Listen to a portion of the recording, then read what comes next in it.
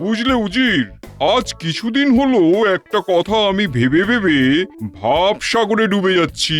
কি সাগর জাহাপানা? ভাবছি তাদের দেশ জুড়ে একটা সৌন্দর্য প্রতিযোগিতার আয়োজন করব। ঠিক বুঝলাম না হুজুর, সৌন্দর্য আবার সাগর? হুজুর হুজুর, সাগর কিন্তু বেশ সুন্দর। চলুন না চলুন না, কদিন একটু সাগরের ধারে হাওয়া খেয়ে আসি, চলুন না। আহ, তুমি তো সাগরটা বন্ধ করো তো, যেটা বলছি সেটা শোনো। জি হুজুর। একটা সৌন্দর্য প্রতিযোগিতার আয়োজন করো। এই প্রতিযোগিতায় যোগ দিতে পারবে আমার অধীনস্থ সমস্ত রাজ্যের রাজা থেকে সাধারণ মানুষ পর্যন্ত, যে কেউ। বাহ, ভালো প্রস্তাব। যিনি সেরা হবেন তার জন্য থাকবে প্রচুর পুরস্কার। যেসব রাজ্য ভালো ফল করবে তাদের আমি ভরিয়ে দেবো, আর যেসব রাজ্য ভালো ফল করতে পারবে না তাদের রাজত্ব আমি কেড়ে নেবো। বেশ বেশ, আকর্ষণীয় সংবাদ। তবে ঘোষককে খবর দি, দুধকেও ডেকে পাঠাই। হ্যাঁ হ্যাঁ হ্যাঁ, সব রাজ্যে দুধকে পাঠিয়ে দাও, যত দ্রুত সম্ভব কাজ করো।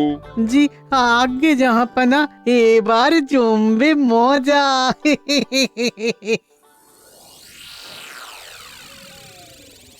প্রণাম রাজামশাই, নবাব বাহাদুরের দূত এসেছেন। তাকে সসম্মানে নিয়ে এসো।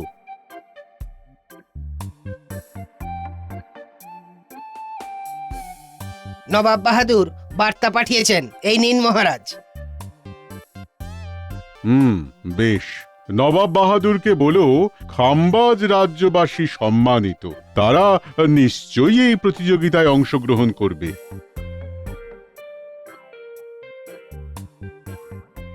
নবাব বাহাদুর একটা সৌন্দর্য প্রতিযোগিতার আয়োজন করেছেন মুর্শিদাবাদে। সেখানে তার অধীনস্থ সমস্ত রাজ্যগুলি থেকে বেশ কয়েকজন যুবককে ওই প্রতিযোগিতায় অংশগ্রহণ করতে বলা হয়েছে। যিনি সেরা হবেন তার জন্য থাকবে প্রচুর পুরস্কার। যেসব রাজ্যের প্রতিযোগীরা ভালো ফলাফল করতে পারবে না তাদের রাজত্ব কেড়ে নেবেন বলে জানিয়েছেন নবাব বাহাদুর। প্রণাম মহারাজ, নবাবের দূত আপনার সঙ্গে সাক্ষাৎ করতে চান। নবাবের দূত এই সময়? কি কি কি কারণ হতে পারে বলো তো তোমরা? আমিও তো বড়ই চিন্তায় পড়ে গেলাম মহারাজ। আগে মুর্শিদাবাদ থেকে দুধ এলেই তো সমস্যা বাড়ে বই কমে না। নিশ্চয়ই আবার কোনো প্যাঁচ কষেছে। আমারও তো তাই মনে হচ্ছে গোপাল। আচ্ছা প্রহরী, তুমি দুধকে ভেতরে আসতে বলো।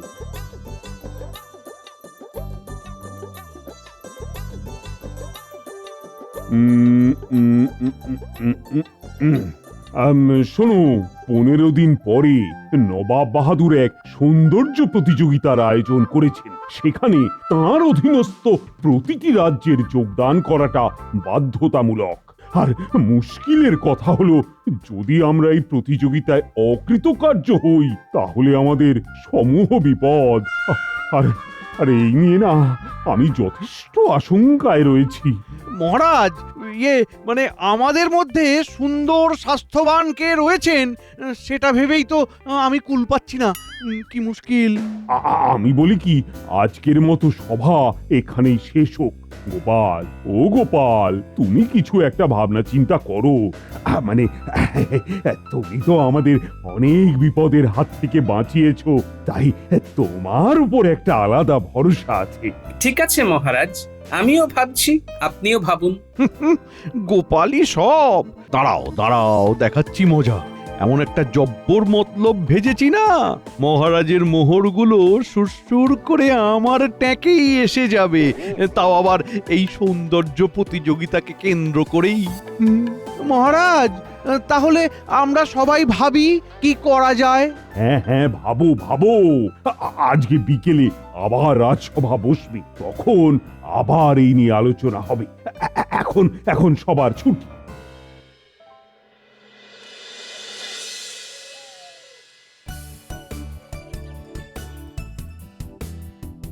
কই কই গিন্নি, কই খাবারটা দাও।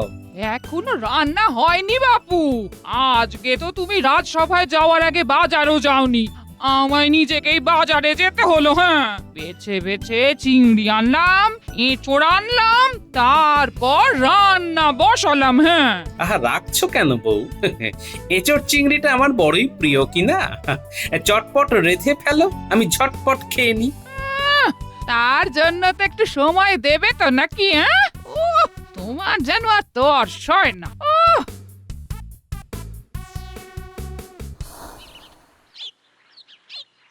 আমিও বুঝতে পারছি না সবাইকে একসঙ্গে সুন্দর কিভাবে বানানো যায়। আর আমার রাজ্যে কেই বা এমন সুন্দর সুপুরুষ আছে যাকে ওই প্রতিযোগিতায় পাঠানো যেতে পারে। মহারাজ, বীরত্বেই লুকিয়ে থাকে পুরুষের আসল সৌন্দর্য, আর পুরুষের দেহে থাকে সেই তেজ, সেই শক্তি। তাই ওই দেহ সৌষ্ঠব প্রতিযোগিতায় যোগদান করার জন্য আমি সবচেয়ে উপযুক্ত ব্যক্তি। মহারাজ, অভয় দেন তো বলি, প্রকৃত রূপ থাকে বিদ্যায়, আর সেই বিদ্যা থাকে আমাদের মনে প্রাণে। তাই বিদ্বানদের আলাদা রূপ থাকে, তাই আমিও উপযুক্ত ব্যক্তি। সব সভাসদ বলেন দেখো, সৌন্দর্য দেহের মধ্যে। আমি তো বাবা রূপ খুঁজে পাই আমার লেখা পদ্যে। আমি বলি কি, ঘৃত কুমারী মাখলে সৌন্দর্য বাড়ে বই কি। আপনাকে আর কিচ্ছু বলতে হবে না। মুশকিল হলো আমার তো আর সে বয়স নেই। তা থাকলে এই সৌন্দর্য প্রতিযোগিতায় একবার নাম দিতাম। মন্ত্রী মশাই, আপনি এখনো একবার চেষ্টা করে দেখতে পারেন। এখনো আপনি যুবকের ন্যায় সুন্দর। আর এটা তো সত্যি, নবাব বাহাদুরের সাথে তো আপনি কুটকচালি করেন, সেটা তো আমরা সবাই জানি। ঠিক, আমরা এটা বারবার প্রত্যক্ষ করেছি। তাই বলা যায় না আপনি দেহ সৌষ্ঠব প্রতিযোগিতায় সেরা শিরোপাটা পেয়ে গেলেও যেতে পারেন।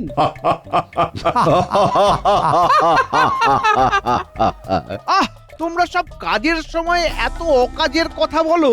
আর গোপাল, তোমার বয়স তো অনেক হলো, কবে যে তোমার বুদ্ধি শুদ্ধি হবে? আর তোমাকে কি আমি সব বিষয়ে নাক গলাতে বলেছি? যা বোঝো না তা নিয়ে মাথা ঘামিও না তো গোপাল। বুদ্ধি শুদ্ধি যে আমার নেই সে তো বুঝলাম। আপনি বরং এই সময় একটা জব্বর বুদ্ধি দিন। আমাদের রাজ্যে এখন একটা গুরুতর সমস্যা, সেটার সমাধানের একটা রাস্তা বের করুন তো মন্ত্রী মশাই। আমার কাজ নিয়ে তোমার আর মাথা ব্যথা করে কাজ নেই। এবার থামো তুমি। আচ্ছা আচ্ছা, সবাই তো অনেক কিছুই বললে, কিন্তু গোপাল এবার তুমি বলো। ও আর কি বলবে মহারাজ, ওকে দেখলেই তো একটা চলন্ত কুমড়ো মনে হয়। এবার আর নবাব ওকে ছাড় দেবেন না। সারাদিন এত খেলে তো ওই কুমড়ো হবেই। মহারাজ, আমি তো শুধু খাবার খাই, কিন্তু মন্ত্রী মশাই তো এত রোজগার করেন, তাও খেতে পারেন না। তাই মনে হয় এরকম পাটকাঠির মতন শুকিয়ে গেছেন। আমাকে এরকম অপমান! মহারাজ, গোপালকে সুন্দর হতে হবে, আর তার একমাত্র উপায় হলো ওর বেতন কমিয়ে দেওয়া। মাইনে কম হলে বাজার হবে কম, বাজার কম হলে খাবে কম, তবেই গোপালের ভুঁড়ি কমবে, আর ও দেখতেও সুন্দর হবে। আহ মন্ত্রী, শুধু গোপালের পিছনে লাগলেই হবে না, সমাধানটাও তোমাকেই করতে হবে। আজ্ঞে মহারাজ, সমাধানটা খুব সহজ। আমার জানা একজন ভালো কুস্তিগীর আছেন, তার একটা আখড়া আছে। আমি বলি কি, রাজসভার সবাই সেখানে নাম লেখাক, সেখানে সবাই অভ্যাস করুক। হ্যাঁ, সবাই মানে? হ্যাঁ, সবাই। ওখানে গিয়ে যে সবচেয়ে ভালো ফল লাভ করবে, আমাদের এখান থেকে সেই যোগ দেবে নবাবের সৌন্দর্য প্রতিযোগিতায়। বাবা বাবা বাহ, এই তো খুব ভালো প্রস্তাব। এই না হলে আমার মন্ত্রী।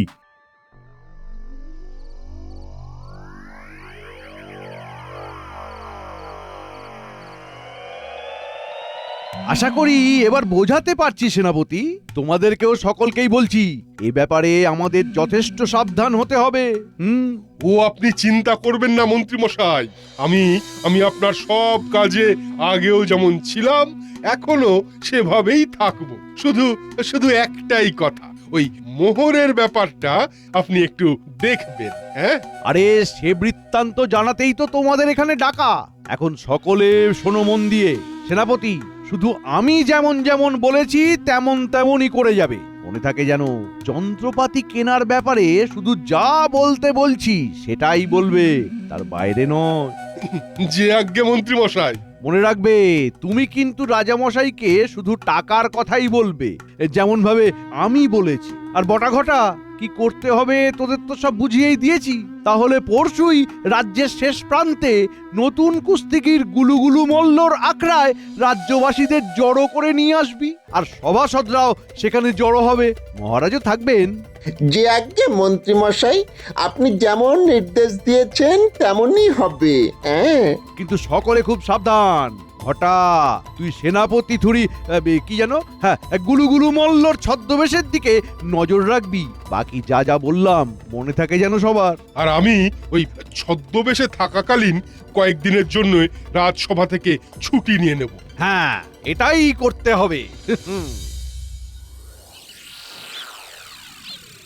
কই হে মন্ত্রী, কই তোমার বেয়াম্বি? আগে রাজামশাই তিনি এলেন বলে। এই তো এসে গেছে ব্যাম্বীর গুলুগুলু মল্ল। শোনো, তোমাকে সবকিছুই জানানো হয়েছে, এই ব্যাপারে তোমার বক্তব্য আমাদের জানাও। মহারাজ, মন্ত্রী মশাইয়ের মারফত আমি সমস্ত ব্যাপারটি অবগত হয়েছি। এই গুলুগুলু যখন আছে তখন আপনি কিচ্ছুটি চিন্তা করবেন না। এই সকলের চেহারা সুন্দর করার দায়িত্ব আমি নিলাম। আপনি শুধু কতগুলো ওই জিনিসের ব্যবস্থা করে দেবেন। বেশ বেশ বেশ, যা যা লাগে মন্ত্রী মশাইকে জানিও, উনি সব ব্যবস্থা করে দেবেন। কিন্তু মনে রেখো, এ রাজ্যের সম্মান বজায় রাখতে হবে আমাদের। নবাব বাহাদুর কিন্তু কাউকে ছেড়ে কথা বলবেন না। এবার বলো তো তোমার কি কি লাগবে?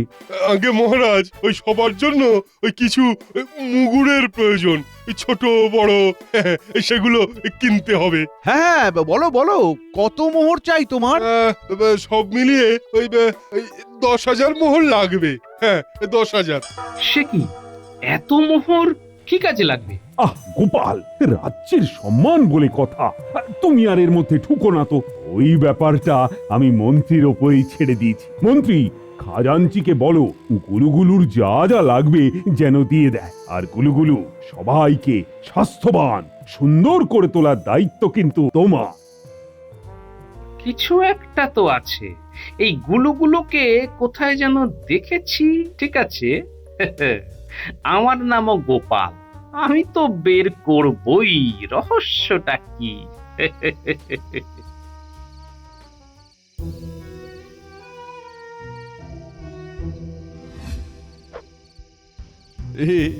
মহারাজকে বোকা বানিয়ে যা পেয়েছি তাই যথেষ্ট।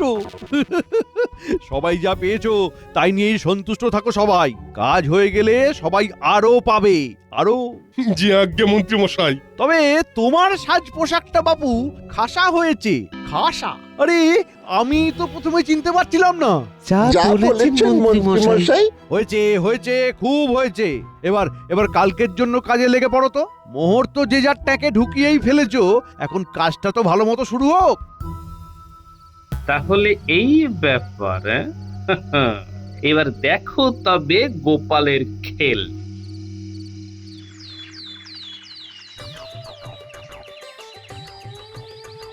গোপাল দাদু, গোপাল দাদু, আর তোদের সাথে কিছু কথা আছে আমার। কি কথা দাদু? বলছি, শোন। কিরে, সব মনে থাকবে তো? ভুল হবে না তো? হ্যাঁ, সব মনে থাকবে দাদু, কিচ্ছু ভুল হবে না। বেশ, সকলের মনে থাকে যেন।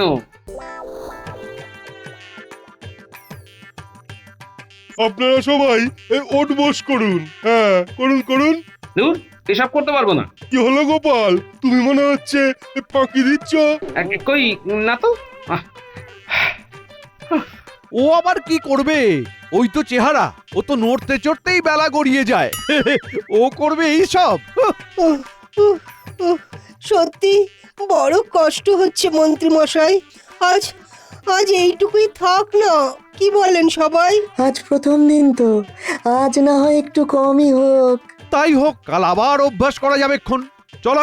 চলো সকলে। গোপাল, আজ বড় ছাড় পেয়ে গেলে তুমি, কাল আবার দেখা হবে। বাবা, এ বড় শক্ত ঠাঁই।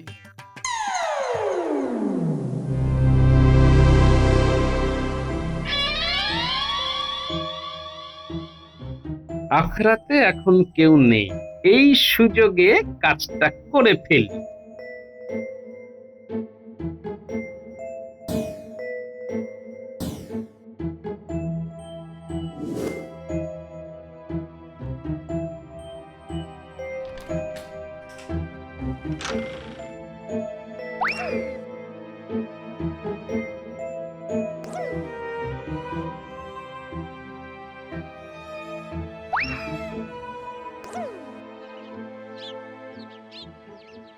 কিরে, সব ঠিক আছে তো? সব কাজ ঠিক মতো করেছিস তো? হ্যাঁ গো গোপাল দাদু, তুমি যা যা বলেছো আমরা ঠিক তাই তাই করে এসেছি। এবার চল, আস্তে আস্তে আস্তে, সবাই এবার জেগে উঠবে। এইবার আমরা পালিয়ে যাই, চল।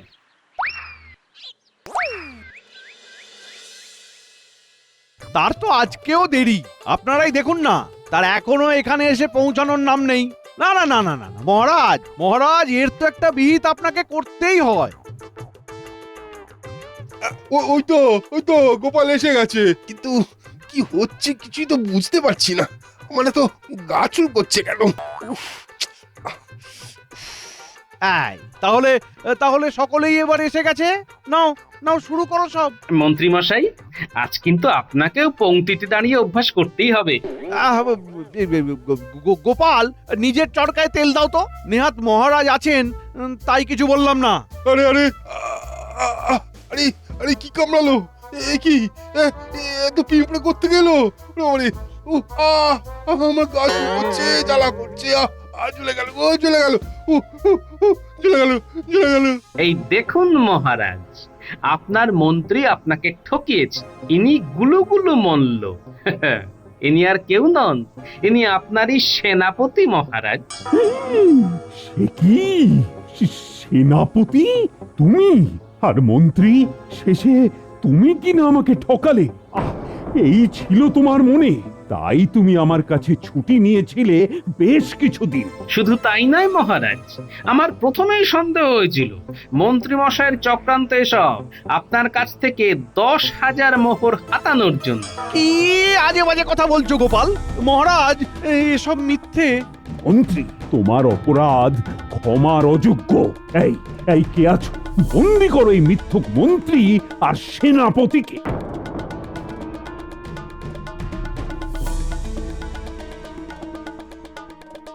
মহারাজ মহারাজ ক্ষমা করে দিন, মহারাজ ক্ষমা করে দিন মহারাজ। চুপ রাও বেয়াদব। এই এই নিয়ে যাও এদের আমার সামনে থেকে, আর সকলে ফিরে চলো রাজসভায়।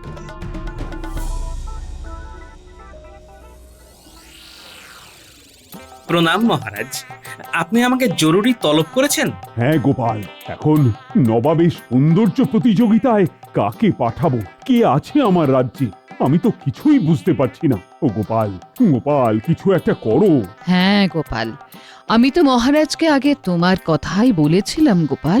মহারাজ, রানীমা, আমার উপর ভরসা রাখুন, আমি দেখছি। আমি বলি কি, আমাকেই পাঠিয়ে দিন নবাবের সৌন্দর্য প্রতিযোগিতা। এত ইতস্তত করছেন কেন মহারাজ? কিন্তু আমি তোমাকে কোনোভাবেই কোনো মুশকিলে ফেলতে পারি না। আবার কাউকে না পাঠালেও তো নয়, কিন্তু কাকে যে পাঠাই, কি যে মুশকিল। তাই আর দেরি না করে আমাকে রওনা হতে দিন মহারাজ, আমি ঠিক জিতে ফিরে আসব।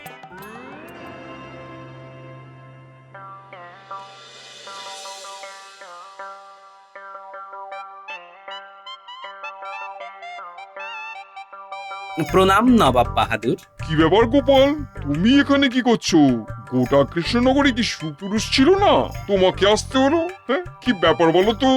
সুস্থ সুন্দর অনেকেই হয় নবাব বাহাদুর, কিন্তু সত্যিকারের সৌন্দর্য থাকে মনে আর মস্তিষ্কে। সেটাই হলো আসল কথা। আর এটা হলো আমার পোশাক, ধুতি আর পাঞ্জাবি। এটা পরে হয়তো আমাকে একটু বেশি সুন্দর লাগছে, কিন্তু এটা বাহ্যিক সৌন্দর্য। ঠিক বলেছো। আর যদি আমাকে দেখতে পেশিবহুল হতো, তাহলে সেটা হতো দৈহিক সৌন্দর্য। মরে গেলে তো আমরা সবাই হয় মাটিতে মিশে যাব, নইলে আগুনে পুড়ে ছাই হয়ে যাব। কিন্তু একটা সুন্দর মনের মৃত্যু নেই, সে সকলকে আপন করে নেয়। তাই মৃত্যুর পরেও একজন সুন্দর মনের অধিকারী লোকে মনে রাখে। বাহ গোপাল, বাহ, বেশ বলেছো। আসল সৌন্দর্য থাকে মনে আর মস্তিষ্কে। এটা না হলে গোপাল, উজির জি হুজুর। আমি খামবাজ রাজ্যের অধিবাসী। সবাই বলে আমি নাকি খুব সুন্দর দেখতে। আজ আমি উপলব্ধি করলাম বাইরের চাকচিক্যে কিচ্ছু নেই, মনটাই আসল। আমি ঘোষণা করছি আমার অধীনস্থ সকল রাজ্যের মধ্যে এই সৌন্দর্য প্রতিযোগিতায় সেরা সুন্দর মানুষ হলো গোপাল। তুমি ঘোষণা করে দাও উজির। আর গোপাল, তোমার তুলনা তুমি। বলো বলো বলো, তুমি কি চাও? আমার নিজের জন্য কিচ্ছু চাই না নবাব বাহাদুর। আমি চাই আমাদের রাজ্যে কৃষকদের এবছরের সমস্ত খাজনা মুকুব করা হোক। বেশ বেশ, তাই হবে গোপাল। তুমি আজ আমার অতিথিশালায় বিশেষ অতিথি হিসেবে থাকবে। প্রণাম হুজুর।